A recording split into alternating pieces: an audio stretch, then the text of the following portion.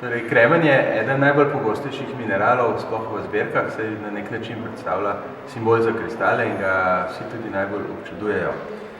Zato smo se odločili, da predstavimo njegove različne oblike, tako lahko spoznamo povsem romboedrske, dolgoprizmatske ali pa izrazito igličaste. Kristali kremena rastejo v zelo različnih oblikah, lahko robovi ploskov rastejo hitreje kot osrednji deli, zato nastaja taka imenovana okenska struktura, ali pa na vrhovi kristali zrastejo v takšni žezlasti obliki. Posebno so dvojčki, kristali dvojčki, ki so ponavadi večji od samskih kristalov, in tukaj imamo en lep japonski dvojček kremena. Včasih so lahko kristali tudi zviti.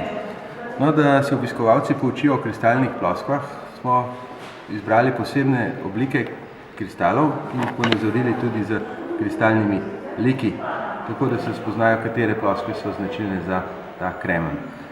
No, za tiste bolj zahtevne pa seveda lahko tudi odkrivajo kristale bolj v podrobnosti, ugotavljajo, kaj so razne figure jedkanja, kaj pomeni fantomska rast, namreč kristal kremena lahko se njegova rast ustavi, pa čez 1000 let spet nadaljuje in tako se večkrat ponovi in zato dobimo tako malo fantomsko rast.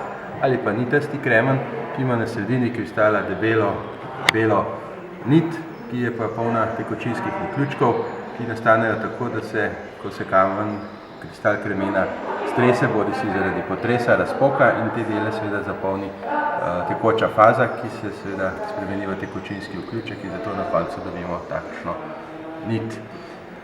Kremen je seveda pogost tudi v Sloveniji, kar nekaj je nahajališč, tako da v sosednji vitrini predstavljamo tudi največji kristal kremena v Sloveniji, z okolice Krašnje, in še kar nekaj zgodb je povezanih s kremeni, tako da sem prepričan, da kremeni, kdor si jih želi nagledati in občudovati, bo našel kar veliko zanimivega.